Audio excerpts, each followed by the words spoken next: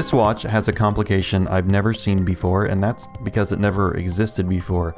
But that's pretty cool on its own, that after 200 years of watchmaking, there's still innovations. But maybe even cooler is that it's both new and it's kind of useful. Like, you can put 69 tourbillons on a watch and say it's never been done before, and we're all very impressed. But functionally, multiple tourbillons exist to show people how much money and how little taste you have. But this minute rattrapante complication makes some sense. And for those of you new to watches, first, you should probably not be here, and I'm concerned for your future mental health. And second, a complication in watchmaking is basically a time-telling or time-keeping feature. Showing the day or date on a watch, that's a complication. A hand that displays a second time zone, that's a complication. Why people buy watches, that's complicated, that's not a complication. And what I like about this Parmigiani Tonda PF Minute Rattrapante is that this new complication is visually uncomplicated. And let me back up. Parmigiani is a Swiss watchmaker, a relatively small brand that was founded over 20 years ago by watchmaker Michel Parmigiani. In those 2 decades, the brand has made a lot of interesting, mostly dressy, high horology watches. Also in that time, a lot of big names in watchmaking have worked with or for Parmigiani. And I'm not going to go into all that, but my point is that people who know watches know and respect Parmigiani, and that includes the King of England. King What's-His-Name wears a Parmigiani a lot. Maybe it's the only watch he wears. I like that. The dude could wear any brand and he chose one that's kind of under the radar. Or it was under the radar, because lately I think Parmigiani has become more widely known. I mean, I've done a few videos on Parmigiani watches, so we can only assume that I'm responsible for the brand's increased success. Money, please. Some facts about this watch. It's a 40mm wide case that's 10.7mm thick and about 47mm long. It has 60 meters of water resistance and it weighs about 146 grams.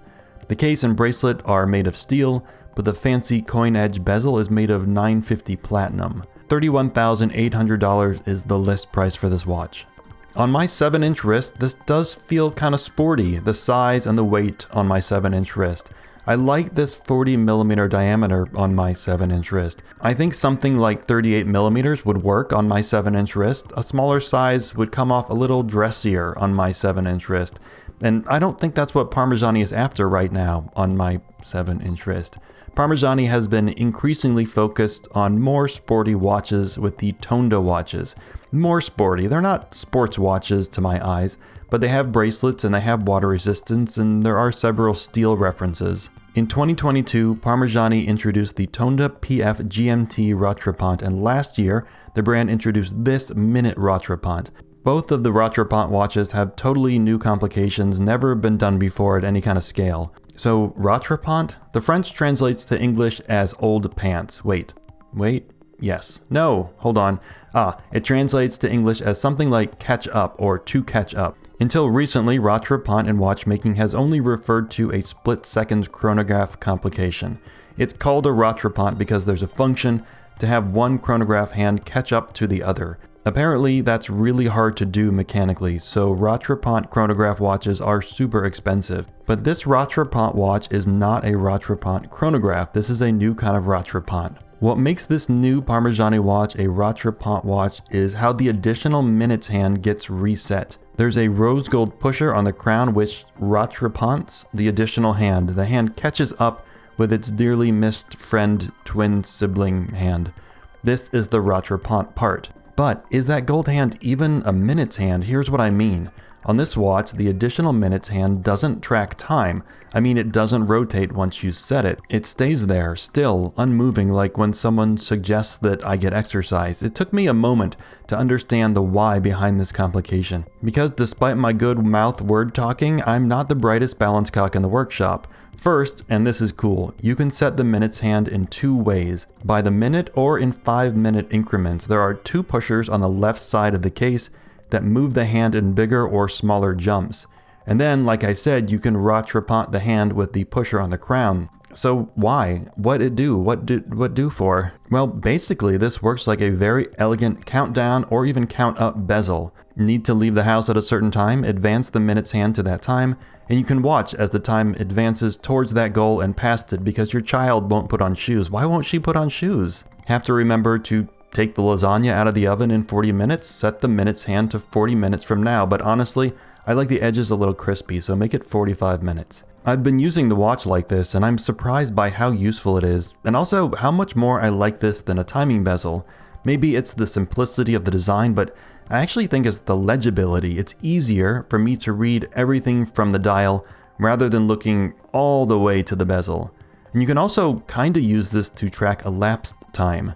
I'm not sure it was designed for this, but if you advance the minute hand 60 minutes to be all the way back in line with the current time, the Rattrapante minute hand will stay stationary until you hit the Rattrapante button. So you can easily use it to track how long something is taking, like how long it takes before you unsubscribe from this channel. However long it takes, it took too long. The watch is powered by the handsome in-house caliber PF052.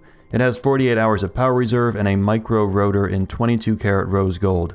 Yeah, it's a looker. Parmigiani knows how to finish and design a movement, and not just visually design it, but architecturally. A micro rotor helps keep the movement thin and avoids obstructing this machine like with a bigger rotor weight. On the micro rotor is the Grand d'Orge guilloché texture that's also on the dial. Nice design consistency here. Is it as impressive as me wearing socks that match my shirt? No, but it's pretty good. The dial is simple, elegant, clean, and that's the whole thing with this watch. According to Parmigiani's CEO, that's the goal of these watches, elegant function. And I say mission accomplished.